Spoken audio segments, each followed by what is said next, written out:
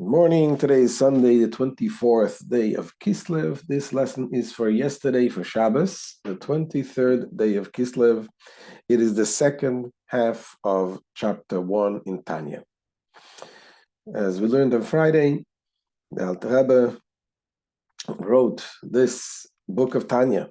He calls it the Sefer Shel Beinanim, the book of the middle person, the intermediate, not a tzaddik, not a righteous person, and not a wicked person. And he began by clarifying what is a tzaddik and what is a rasha and what is a beinani.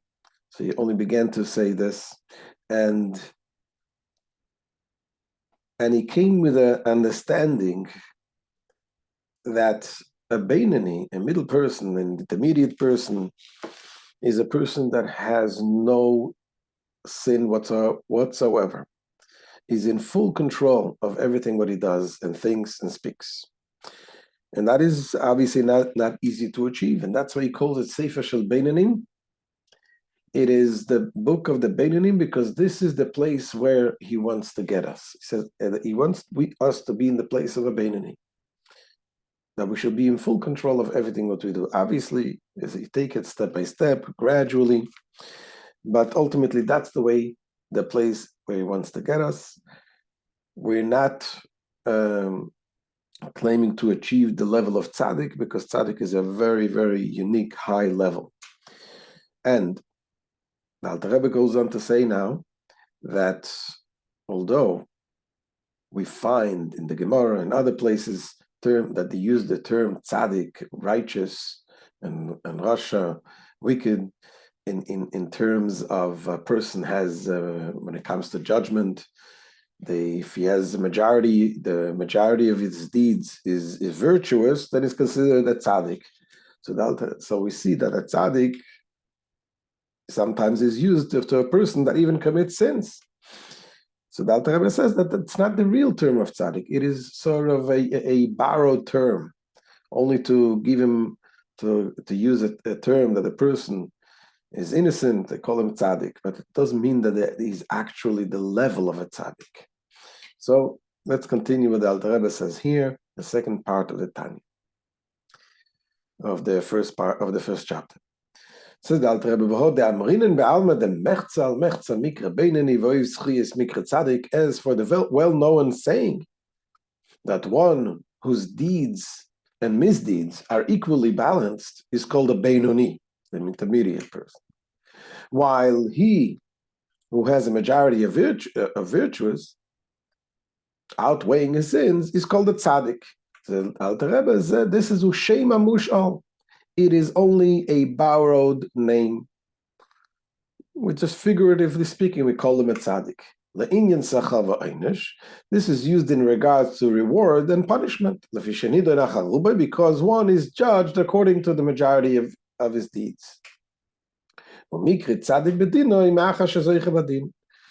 he is termed righteous in reference to his verdict since he is acquitted at his trial. So of course, if a person still has sins, he needs to purify, he needs to correct everything. But in when it comes to Rosh Hashanah, Yom Kippur, and this is when it comes to the being judged in that way, he's called a tzaddik. It comes out clean in judgment if it's a majority of good deeds. But that's not the real term of tzaddik.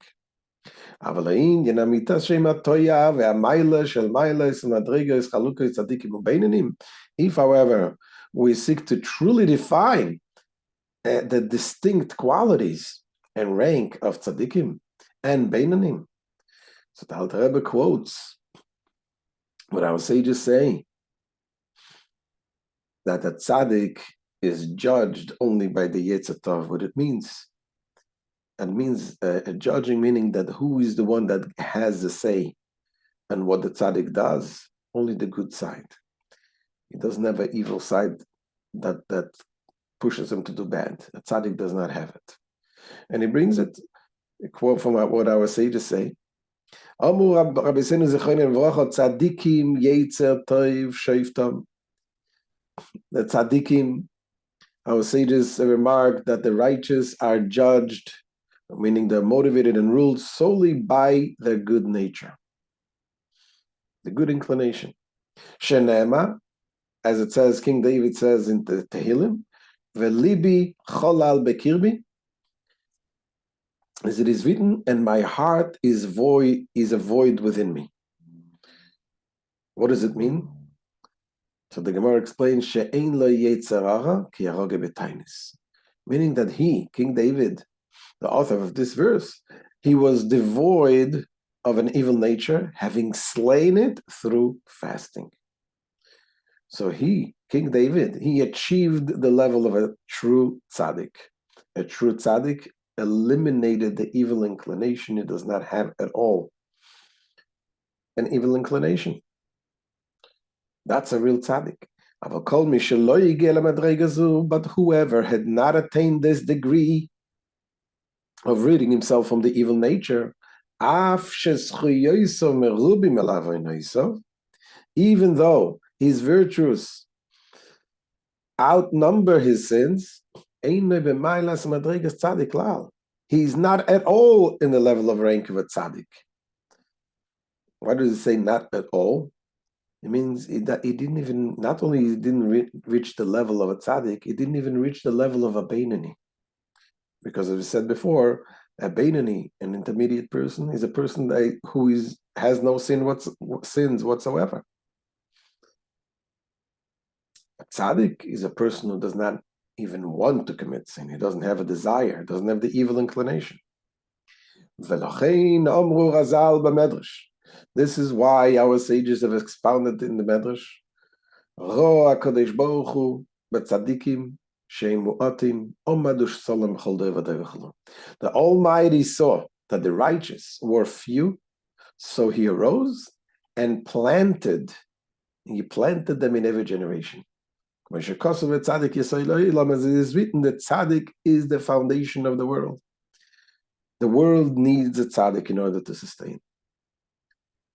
And being that a tzaddik is not something that is easy to find, is so rare, so Hashem planted that every generation should have the tzaddik.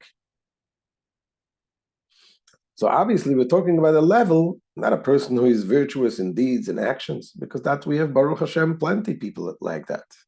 It's not easy to achieve, but there's plenty of people like this that are virtuous in thought, speech, and action. But it's still a beinani because they have the Yetzer Hara. In order to the world to sustain, it needs tzaddikim. And that Hashem planted in every generation. Okay, so now that the Alter Rebbe defined more or less, in short, what is a tzaddik, what is a beinani, what is a rasha, now the Alter Rebbe goes to begin the explanation, the difference between them, the different levels, and he's going to explain why and how this works in terms of defining who we are and what we do. So the Alter Rebbe begins by saying that, we wake up every morning. Sometimes you want to do good, sometimes you want to do bad, and sometimes it confuses us. Who are we? And that's what the Alter Rebbe comes to explain to us who we are. And he says we're not one person with different drives. We are a body that has two souls. That there is an animal soul and there is the godly soul within us. And he's going to describe what is the animal soul. The animal soul is basically the soul that is selfish. He wants what is good for him, just like the basic animal. Animal also has the instinct. God created it that way. And it's not necessarily bad. That's the way He created us. The godly soul is going to explain tomorrow in today's actually in the lesson for Sunday. Is the godly soul is something which is pure godliness. It is a soul that is completely nullified and void to Hashem. All it wants is to be one with Hashem. And that is also in us. But we need to wake up and realize it's not easy to trigger that godly soul within us. We have to arouse that soul within us to be able to function and work according to the way the godly soul wants. So we have two souls. That's what Alter Rebbe begins, and this is actually an innovation based on the teachings of Rabbi Chaim Vital, the students of the Holy Ari, says the Alter Rebbe. However, the explanation of this matter,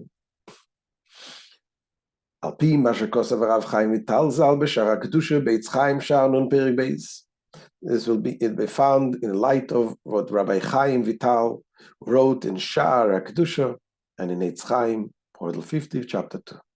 Says the Alter Rebbe, says, what he says, the Rabbi Chaim Vital says, that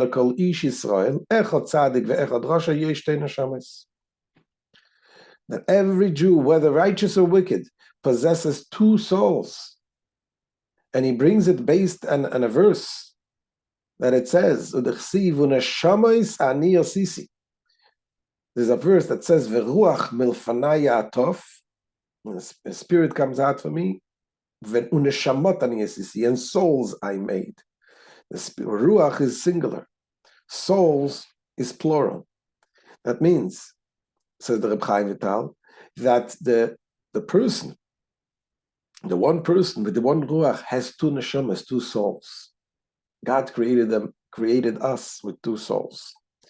That's what it says, as it is written, and neshamot, souls which I have made, shehein shtei nefashos. These are two nefashos. Nefashos is a different term to soul. It's a lower level. We're not going to go into the difference now between neshama and nefesh, but basically that's what he calls it, the two souls. What are the two souls? Nefesh achas mitzad klipa v'sitra acha. The one soul originates in the klipa and sitra acha. What is klipa and sitra acha? Klipa means the shell. A shell is something that covers and conceals. Just like a shell of an orange, it covers and conceals the fruit inside. Everything in this world is godliness, pure godliness. As it says, Kol mashabara HaKadosh Baruch Hu ba'olamai lebro el l'chvoide. Everything that Hashem created in this world, He created it for His glory, for His honor. Everything is created from godliness, and it is godliness, except that not everything you see is godliness. You don't see it as godliness, you see the materialism, you see the material of it, because it comes from the klipa, it's concealed with a shell. And he calls it also sitra acha. Sitra acha means the other side. What is the other side? Anything which is not holy, which is not godly, is the other side. Not necessarily evil, but it's the other side. If it's for selfish, it's for other thing other than God, it's already other side. So this is one soul that God created that animates and vitalizes the body, is a soul which comes from the other side, from the shell that covers and conceals. It is this nefesh, this soul, which originates in the klipa and sitra acha, that is clothed in the blood of a human being, giving it life to the body. Giving life to the body. This is clearly written in the Torah that says, for the nefesh of the flesh, the nefesh that sustains physical and corporal life is in the blood.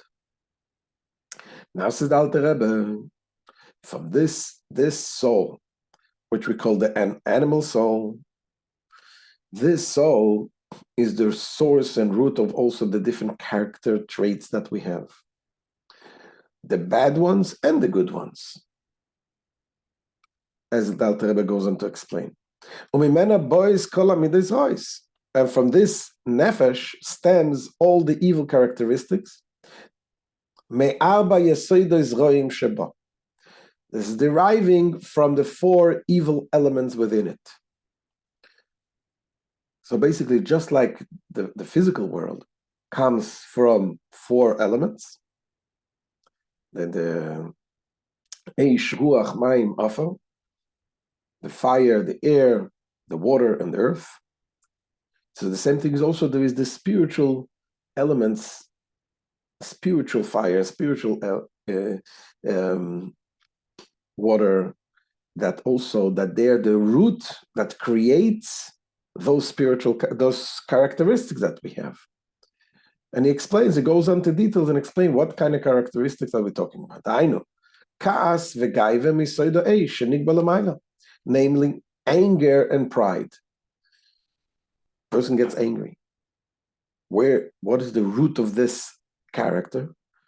This characteristic is rooted in the element of fire, the spiritual element of fire. Fire goes up. Pride, it emanates from the element of fire, which rises upwards. The appetite for pleasure emanates from the element of water. Because water promotes the growth of all kinds of pleasurable things. So the water represents something that is pleasurable. Person who has no pleasures, they call him a dry person. The water represents the pleasures of a person. So this is also an element that we have of a desire to feel pleasures. Now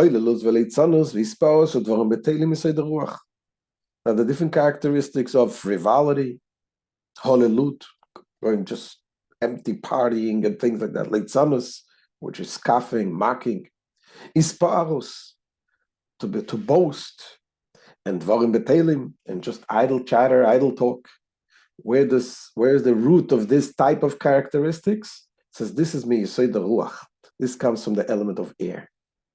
Because what is air? Air is empty, without substance. And this is also why you notice we just said that isparus, boasting, comes from air. But before we said that pride comes from fire.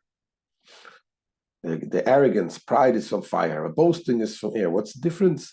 The pride and arrogance is something that you're arrogant about something that you have. Boasting is you're just boasting without anything. So this comes from the element of air.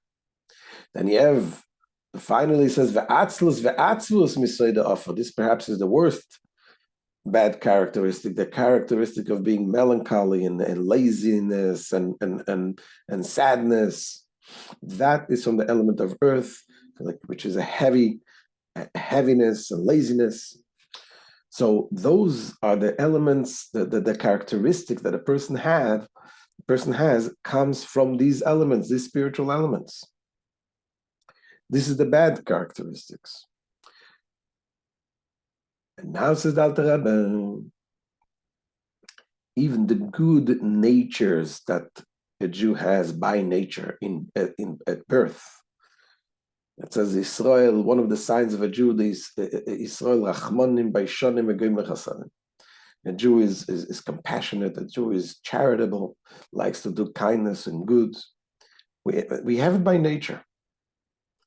Says the Alter Rebbe, this also comes from the animal soul. Because this animal soul is not a bad thing. It is just selfish, but it comes, as you'll soon explain, it comes from this shell that covers and conceals godliness, but it is a shell that has some kind of light in it also. It says, from this soul element, from this soul stems also the good traits inherent in every Jew's character, such as compassion and benevolence.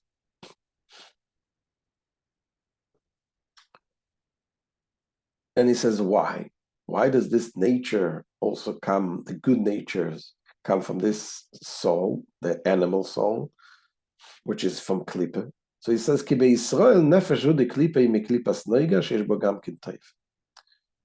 in the case of the Jew, this soul of Klippe is derived from the Klippe called Noiga, which also contains good. And the good within this nefesh gives rise to these positive natural traits. And this Klippe is from the esoteric tree of knowledge, which is comprised of good and evil. This is the way it is by a Jew. And now the Alter Rebbe goes to say that the soul of the rest of the world comes from a lower shell, a shell that conceals more the godliness, that you don't see the good. And therefore, this is the natural way, the way God created us, created human beings, is with a selfish soul. And even when we want to do good things, when a soul that is not from the Jewish people, they want to do good things, they would do it from out of certain interests. They're kind. Of course, there are many non-Jews, Gentiles that are kind, that are good. They'll be generous, but they have a motive, they have a reason why they want to do them. They want to do good, they want to be generous because they want to be famous, but they're good, or because it makes them feel good. It bothers them when they see other people suffer, which is a good thing. I wish the whole world would be like that. It would be a beautiful world. People should go and give and do good things just to be famous. Let it be. But that's the nature, the way it is. However, a Jew is different. A Jew has the natural nature to do good, not because it makes him feel good, because he has the nature to do good.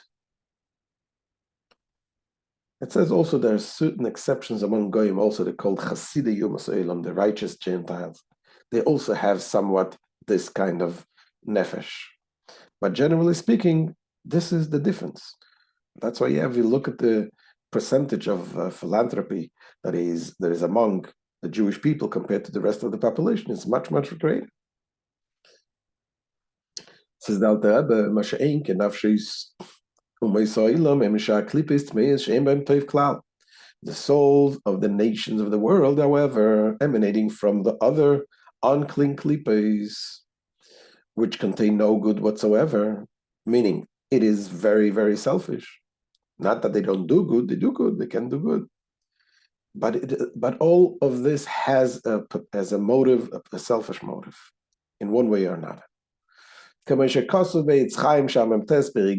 is written in Etz Chaim, portal 49, chapter 3. All the goods that the nations do is done out of selfish motives. And he brings it also that says in the Gemara, in the Talmud, it says, there's a verse in the Proverbs that says, the Gemara comments on the verse that it says the kindness of the nations is sin. What does it mean that it's sin? So the Gemara explains, Gemara